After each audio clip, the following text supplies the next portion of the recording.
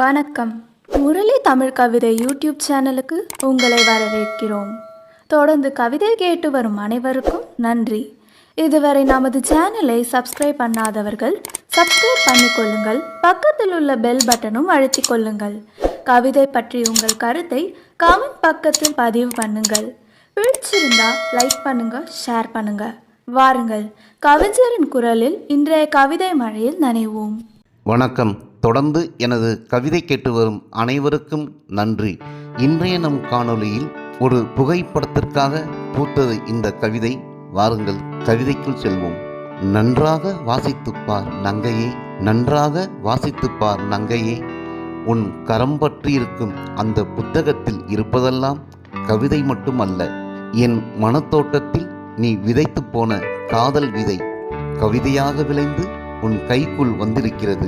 புத்தகத்தில் அச்சிடப்பட்டதெல்லாம் வெறும் எழுத்துக்கள் அல்ல, என் எண்ணங்கள், உன் மீது நான் கொண்ட காதல் திண்ணங்கள். முதல் கவிதையை மீண்டும் ஒரு முறை வாசித்துப்பார். நம் முதல் சந்திப்பில் இதழோரத்தில் நீ உதிர்த்த சிரிப்பில் வசியமான என் உள்ளத்தின் கிறுக்கல். இரண்டாவது கவிதையும் ஒரு முறை வாசித்துப்பார். முதல் சந்திப்பில் கடைக்கண் பார்வையில் என் மனதை நீ கடத்தி சென்ற போது கருவான கவிதை. அன்று காணாமல் போன என் உள்ளம்தான் இந்த நிமிடம் வரை தேடிக்கொண்டே இருக்கிறேன். இந்த நிமிடம் வரை தேடிக்கொண்டே இருக்கிறேன். தேடி தேடியே தொடுத்ததுதான் இந்த கவிதை தொகுப்பு. என் மனத்தவிப்பின் தொகுப்பு மட்டுமல்ல, என் மனத்தவிப்பின் தொகுப்பு மட்டுமல்ல, உன்னை மனமுடிக்க எண்ணி வடித்த தொகுப்பு. ஐந்தாவது கவிதையும் நன்றாக வாசித்துப்பார். உன்னை தேடி நான் மாடி நின்ற போது இதே சாரளத்தின் வழியே உன் வண்ணமுகம் காட்டினாய். என் மனம் மகிழ்ச்சியில் பொங்கியதில் பூத்த கவிதை. அன்றும் இதே சேலையைதான் உடுத்தியிருந்தாய், அன்றும் இதே சேலையைதான் உடுத்தியிருந்தாய். நான் உறங்காமல் தவித்திருந்தேன். தினம் தினம் உன்னை தரிசிக்க காத்திருந்த நேரத்தில் உதித்த கவிதைகளும் உண்டு.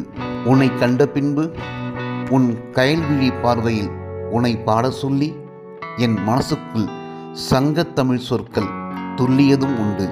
துவலும் உன் இடையையும் என் துயில் கலைத்த உன் நடையையும் பாடியதும் உண்டு. உன் எழிலை எழுத வார்த்தையிலின்றி வாடியதும் உண்டு, வார்த்தையில் இன்றி வாடியதும் உண்டு. வர்ணனையிலும் வார்த்தை ஜாலத்திலும் உன் வலைக்கரம் பற்ற விருப்பமில்லை. என் அன்பில்தான் உன்னை ஆள வேண்டும். அந்த எண்ணத்தின் வண்ணங்கள்தான் இந்த கவிதைகள். தொடர்ந்து வாசித்துப்பார். என் நேசத்தை நீ புரிந்து கொள்வாய். ஆழ்ந்து வாசித்துப்பார். என் அன்பின் ஆழத்தில் ஆனந்தமாய் நீ வாழலாம் என்று உணர்வாய். ஆழ்ந்து வாசித்துப்பார். என் அன்பின் ஆழத்தில் ஆனந்தமாய் நீ வாழலாம் என்று உணர்வாய்.